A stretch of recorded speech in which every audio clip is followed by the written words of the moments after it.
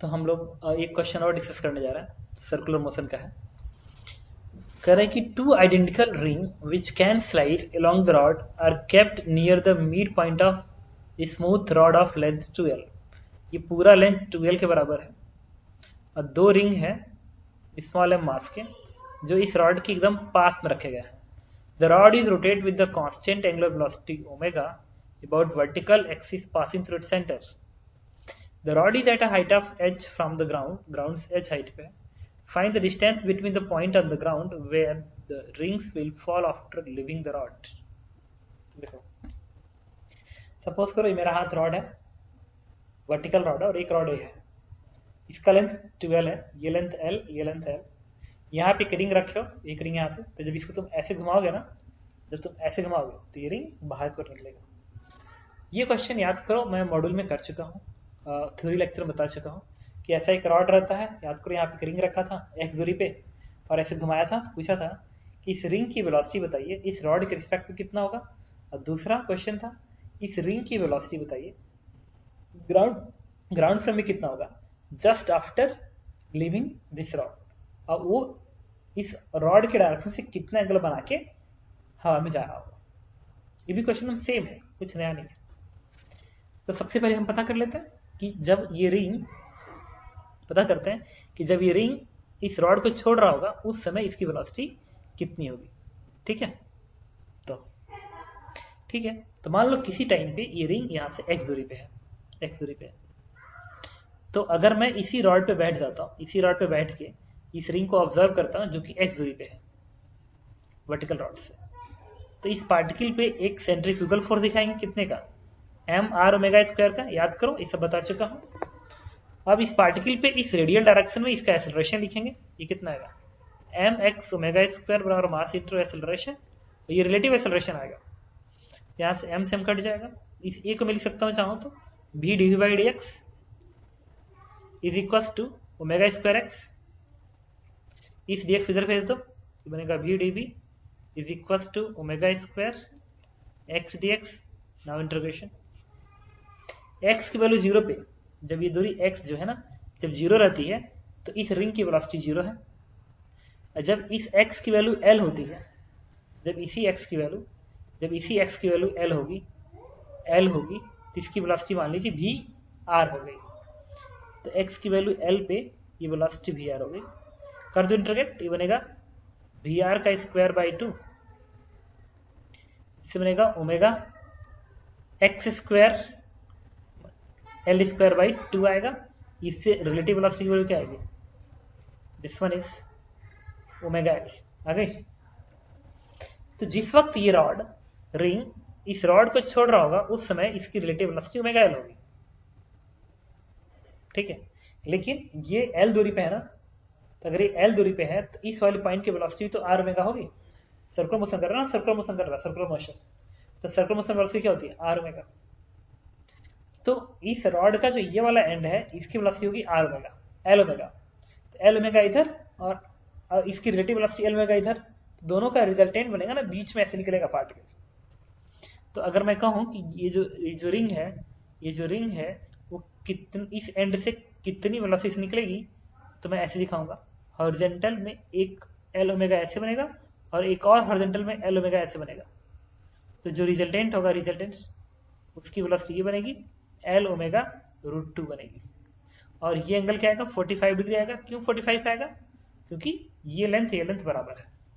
ठीक है, तो एक एल ओमेगा ऐसे, एक एल ओमेगा, दोनों ही हॉरिजॉन्टल प्लेन में है और रिजल्टेंट एकदम बीच में आएगा। और कितना आएगा, एल ओमेगा रूट 2, एंगल आएगा 45। उसके बाद ये पार्टिकल एक प्रोजेक्टाइल बनाते हुए नीचे पर गिरेगा। ठीक है, तो उसकी हाइट कितनी है, एच हाइट है। इस वर्टिकल टावर की हाइट है एच।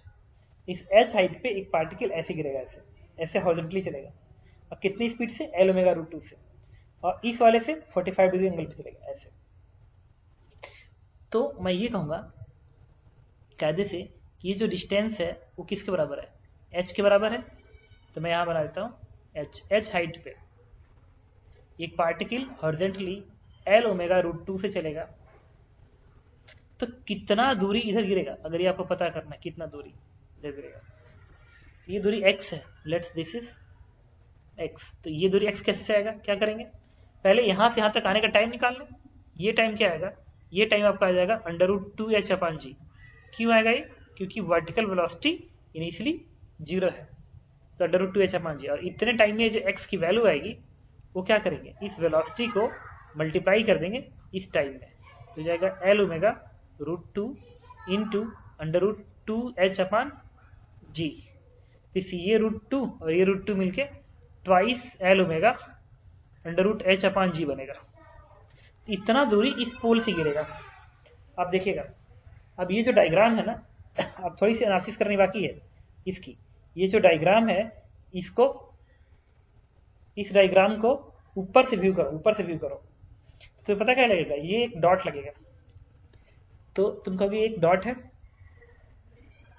और ये वाला हॉरिजॉन्टल रॉड आपको ऐसे दिखेगा। पार्टिकल इससे 45 डिग्री के एंगल पे भागते हुए प्रोजेक्टाइल मोशन बनाते हुए यहाँ पे गिरेगा, जिसका ये जो दूरी होगी, this one is the X और दिस एंगल इज 45 डिग्री।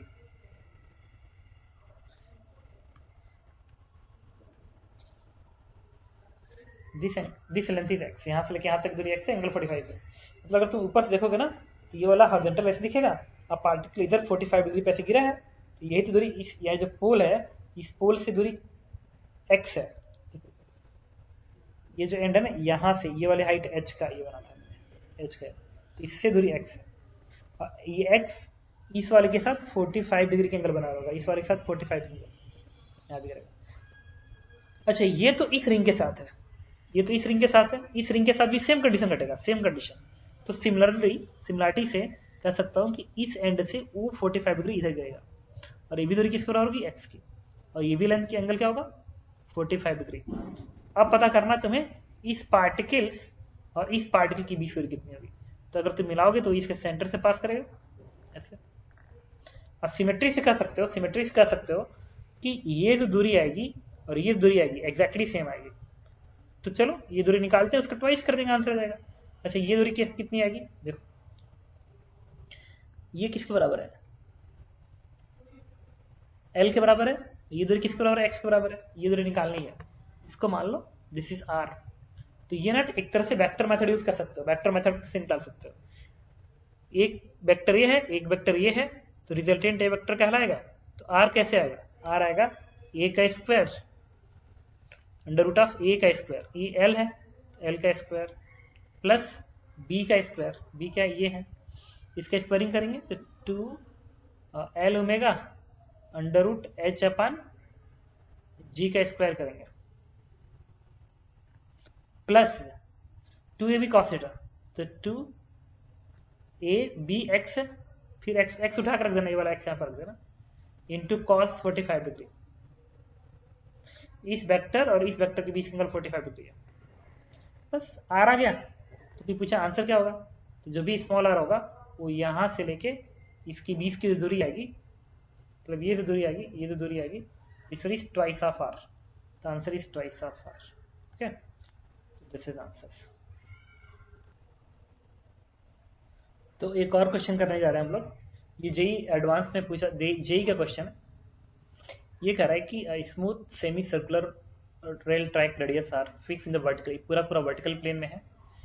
और नेचुरल लेंथ, ये जो स्प्रिंग है, इस स्प्रिंग का नेचुरल लेंथ 3r/4 है। आप क्वेश्चन को, वीडियो को पॉज करके आप पढ़ भी सकते हो।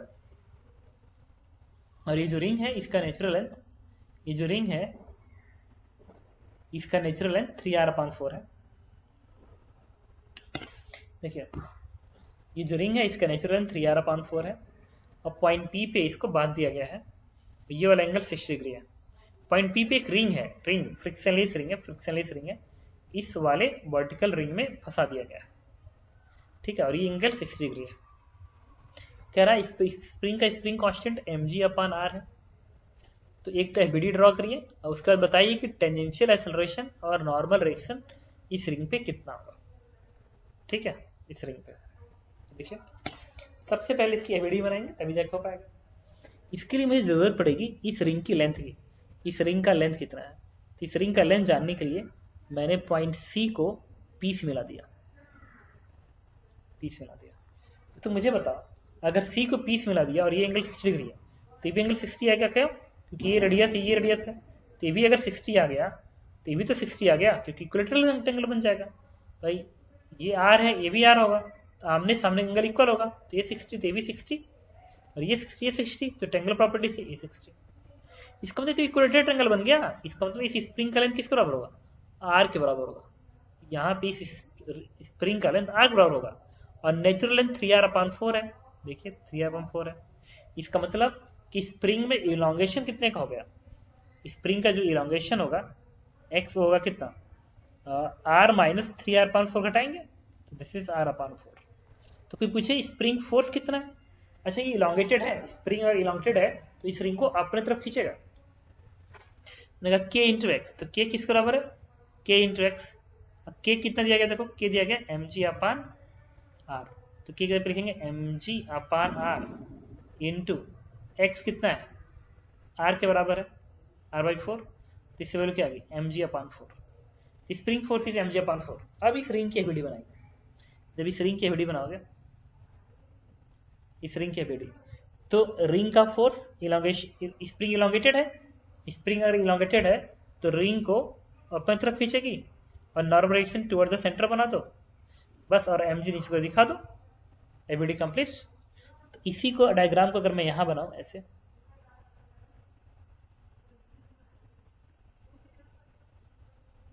पार्टिकल यहाँ पे, तो ये स्प्रिंग फोर्स इधर आएगा, this one is spring force and this is mg/4, और एक और फोर्स आएगा, दिस इज mg,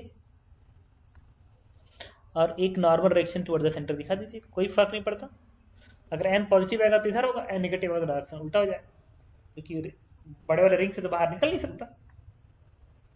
अच्छा ये एंगल अच्छा टेंजेंशियल एक्सेलरेशन के लिए, टेंजेंशियल एक्सेलरेशन के लिए आपको इस पे पैरेलल एक लाइन ड्रॉ करनी पड़ेगी, क्योंकि उधर ही आएगा। तो अगर मैं एक पैरेलल लाइन ड्रॉ कर दूं, एक पैरेलल लाइन ड्रॉ कर दूं ऐसे, पैरेलल लाइन ड्रॉ कर दिया। अब एंगल की बात करेंगे। ये एंगल कितना आएगा? लेट्स 30 डिग्री आएगा। क्यों 30? क्योंकि ये एंगल 60 डिग्री है, ये वाला एंगल 60 डिग्री है और ये पूरा पूरा 90 होता है, तो कितना आएगा? 30 डिग्री आएगी। और दूसरा ये एंगल कितना आएगा? ये एंगल आएगा आपका, अगर मैं इसको ऐसे बढ़ा दूं ऐसे, तो ये एंगल कितना है? 60 है, क्योंकि ये 60 है, तो ये भी कितना आएगा? 30 डिग्री आएगी, क्योंकि ये पूरा पूरा 90 बनेगी।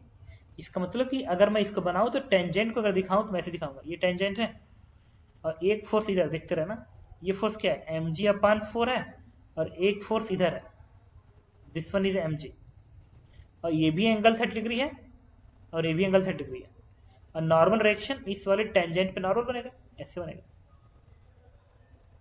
तो टेंजेंशियल एक्सेलरेशन क्या होगा? टेंजेंट डायरेक्शन का नेट फोर्स, टेंजेंट डायरेक्शन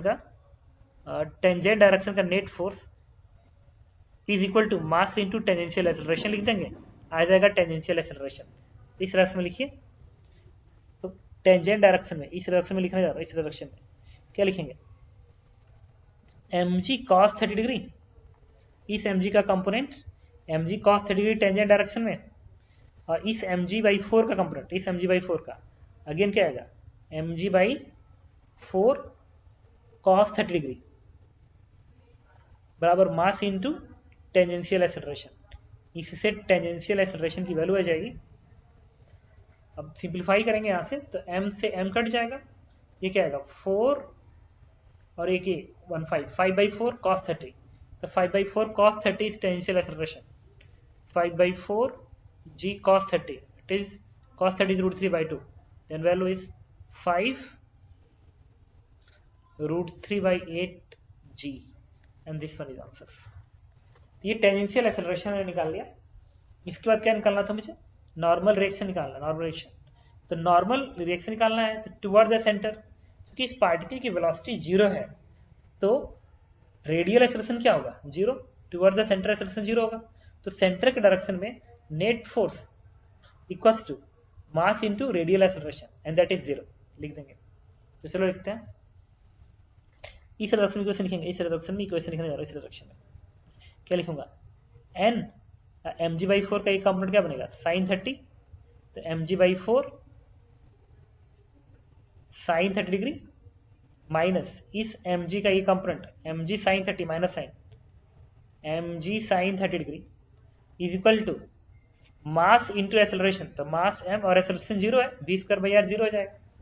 इसको सिंप्लीफाई करोगे तो इससे n की वैल्यू आएगी, दिस वन इज ऊपर लिख रहा हूँ, ये 4 का टर्म यहाँ पे आएगा 3/4, तो बनेगा 3/4 mg sin 30 and that is half, this value is 3 mg/8 and this one is answer. इस तरीके से मैंने इस क्वेश्चन को सॉल्व करके आपको बताया कि नॉर्मल रिएक्शन कितना होगा एंड प्लस यहाँ पे टेंजेंशियल एक्सेलरेशन कितना होगा। तो tangential acceleration is this one while normal acceleration is 3 mg/4। Okay तो हम लोग कंप्रिहेंशन थर्ड डिस्कस करने जा रहे हैं, इसको नेक्स्ट वीडियो में डिस्कस करता हूँ।